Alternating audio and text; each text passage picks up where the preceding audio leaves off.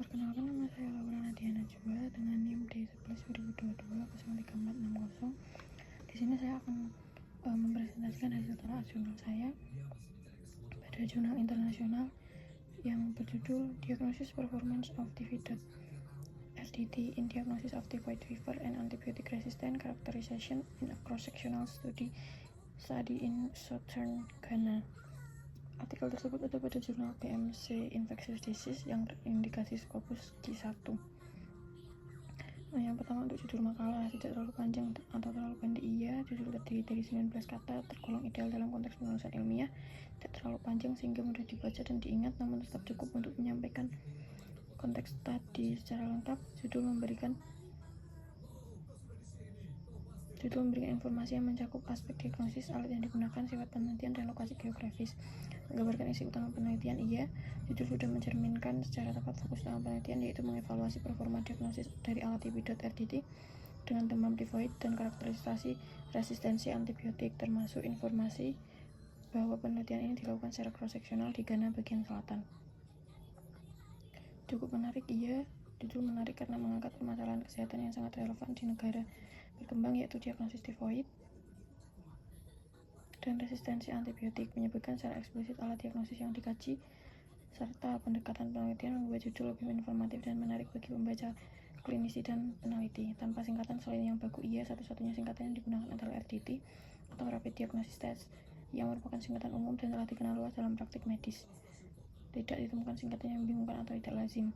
Dan nama pengarang, nama-nama ditulis sesuai dengan aturan jurnal.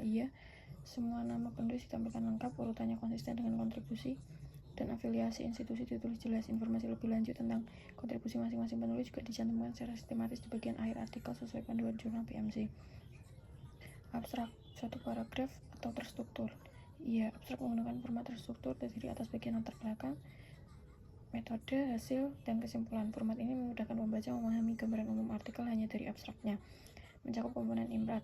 Seluruh komponen imprad tercakup dalam abstrak. Latar belakang menguraikan masalah tifoid di Ghana, metode menjelaskan desain cross-sectional dan prosedur sampling, serta uji laboratorium.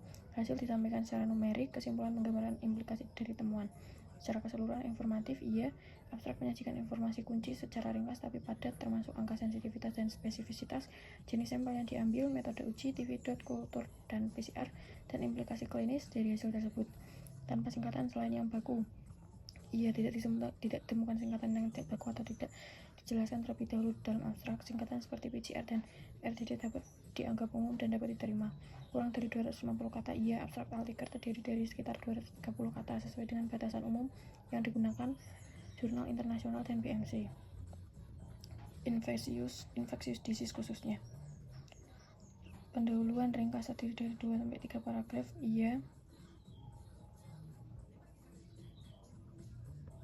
Pendahuluan disusun dalam 3 paragraf utama masing-masing dengan fokus berbeda: latar belakang penyakit, tantangan dalam diagnosis dan resistensi, serta justifikasi dan tujuan studi. Paragraf pertama mengemukakan alasan dilakukan penelitian. Paragraf pertama memuat pernyataan mengenai beban penyakit tifoid di Ghana, kesulitan diagnosis akurat, serta resiko penyalahgunaan antibiotik akibat misdiagnosis yang menjadi justifikasi kuat untuk studi ini. Paragraf berikut menyatakan hipotesis atau tujuan penelitian. Tujuan eksplisit disebutkan bahwa penelitian ini mengevaluasi akurat alat TB dalam konteks klinis di Ghana. Penulis menekankan pentingnya alat diagnosis yang akurat sebagai solusi terhadap masalah resistensi antibiotik. Didukung dengan pustaka yang relevan. Pendahuluan mengacu pada lebih dari 10 referensi primer dan relevan terkini, termasuk laporan WHO dan jurnal penelitian lain dari Afrika dan Asia mengenai sensitivitas TB dan tantangan resistensi. Kurang dari 1 halaman. Pendahuluan hanya mencakup sebagian kecil dari halaman penuh dan tidak melebihi panjang 1 halaman, mencerminkan penulisan yang efisien dan fokus. Metode disebutkan desain, tempat, dan waktu penelitian. Penelitian ini adalah studi cross-sectional yang dilakukan tahun 2022-2023 di 7 fasilitas kesehatan yang tersebar di 5 wilayah Ghana Selatan. Lokasi disebutkan secara rinci beserta kapasitas rumah sakitnya. Disebut populasi sumber atau populasi terjangkau. Populasi sumber adalah semua pasien dengan gejala klinis demam tifoid. Artikel menyebutkan inklusi pasien rawat jalan dan rawat inap dari berbagai kelompok usia, mencerminkan keragaman subjek. Dijelaskan kriteria inklusi dan eksklusi. Kriteria inklusi adalah pasien dengan gejala khas demam tifoid seperti demam, nyeri perut, muntah, dan lain-lain. Kriteria eksklusi tidak dijabarkan secara eksplisit menjadi salah satu keterbatasan minor.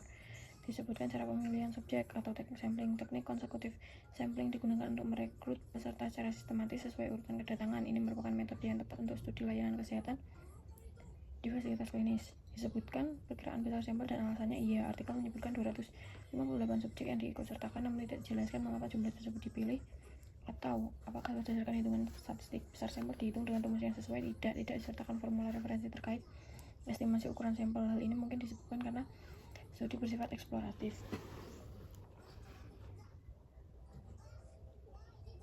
Komponen-komponen rumus besar sampel masuk akal tidak, karena rumus tidak disebutkan, maka komponen seperti margin of error, confidence level, atau prevalensi asumsi tidak dibahas. Observasi, pengukuran, serta intervensi rinci sehingga orang lain dapat mengulanginya.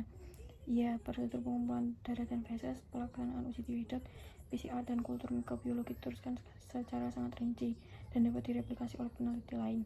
Ditulis rujukan bila teknik pengukuran tidak rinci. Iya, teknik PCR dan primer yang digunakan dirujuk dari studi sebelumnya dengan referensi yang jelas. Ini menunjukkan bahwa metode mengikuti protokol validasi terdahulu.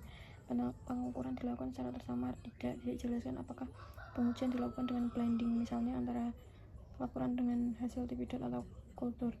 Dilakukan uji keandalan pengukuran atau kappa. Tidak ada informasi mengenai reliabilitas antar penilai, misalnya kappa statistik. Yang penting bila lebih dari satu penguji melakukan analisis. Definisi istilah dan variabel penting dikemukakan.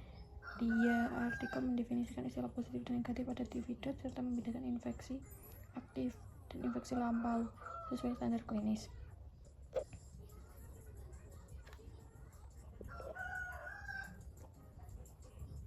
Ethical clearance diperoleh iya. Studi disetujui oleh dua komite etik. Komite etik Universitas Ghana dan Ghana Health Service. Nomor persetujuan juga dicantumkan secara terbuka.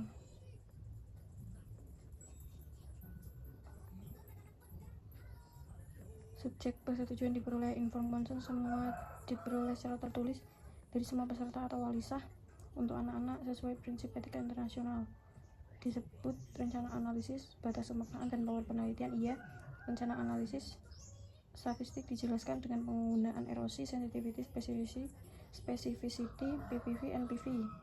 Namun tidak disebutkan secara spesifik batas power statistik. Disebut program komputer yang dipakai.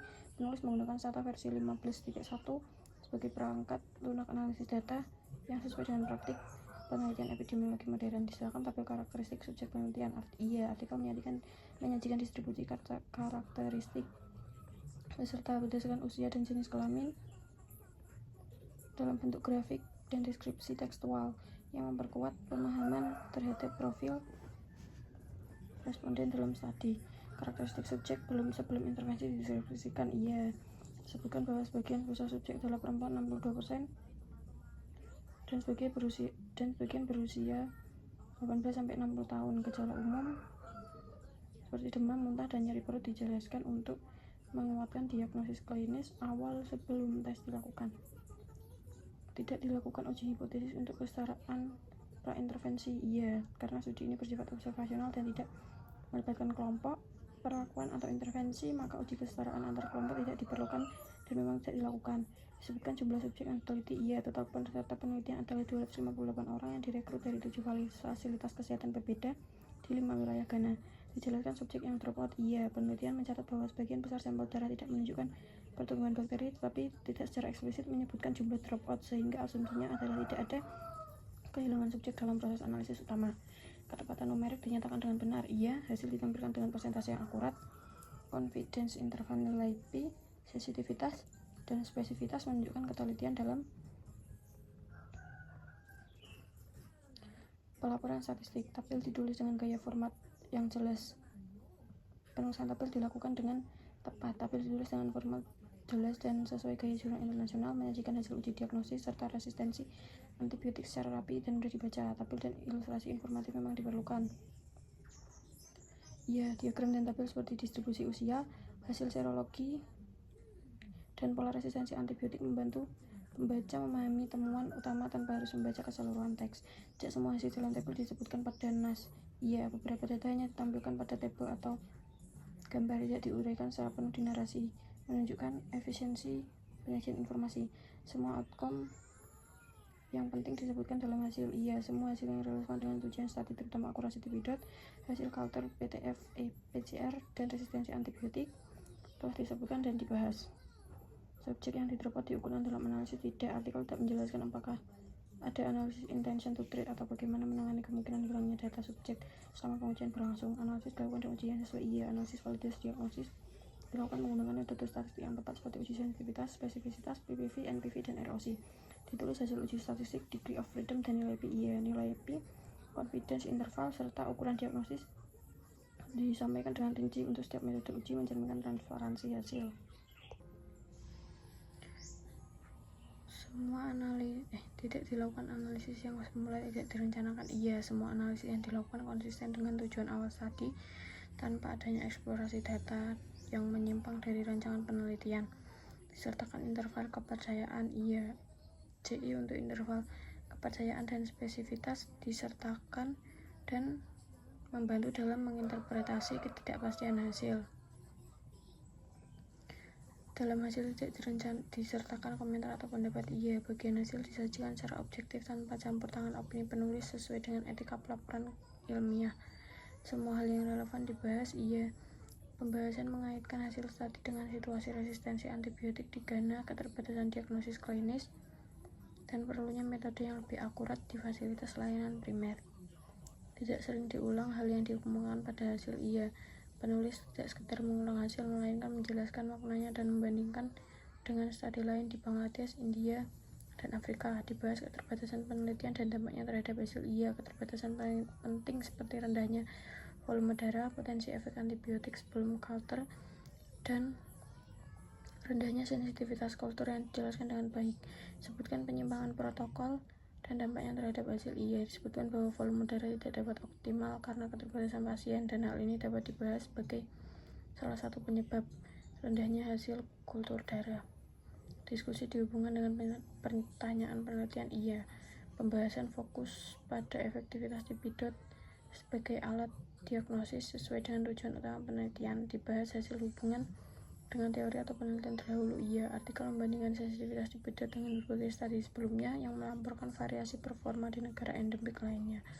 Dibahas hubungan hasil dengan praktis klinis. Iya, artikel menyimpulkan bahwa penggunaan TB-DOT secara luas dapat menimbulkan overdiagnosis dan overuse antibiotik serta perlunya strategi diagnostik yang lebih akurat. Efek samping dikemukakan dan dibahas. Tidak dibahas apakah ada efek samping dari prosedur pengambilan sampel, padahal ini bisa menjadi pertimbangan etis dalam studi diagnostik. Sebutkan hasil tambahan selama observasi. Iya, penulis mencatat bahwa sebagian peserta mengalami shedding bakteri dalam feses yang berdampak pada risiko penularan di lingkungan dan sanitasi buruk. Hasil tersebut tidak dianalisis secara statistik. Iya, temuan tambahan seperti shedding tidak diproses dengan uji statistik, melainkan disajikan deskriptif sebagai observasi.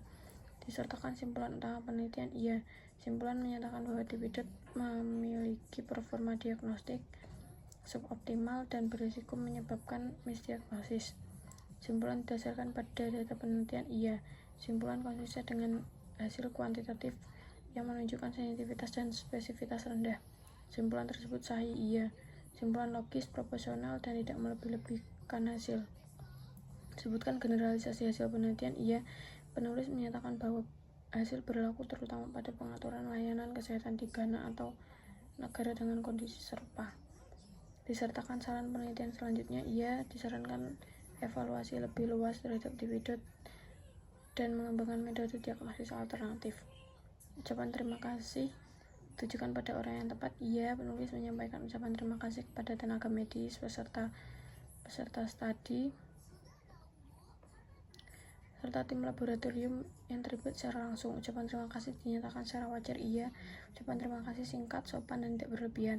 Daftar pustaka disusun sesuai aturan jurnal. Iya, referensi mengikuti format Vancouver seperti disarankan jurnal BMC dan mencakup jurnal ilmiah berkualitas tinggi. Kesesuaian sitasi pada naskah daftar pustaka. Iya, semua referensi yang dicantumkan dalam daftar pustaka juga disebutkan dalam teks dengan penomoran yang sesuai. Bahasa yang baik, benar, enak dibaca, informatif, dan efektif. Iya, bahasa Inggris yang digunakan baku, lugas, dan koheren, artinya enak dibaca dan informatif.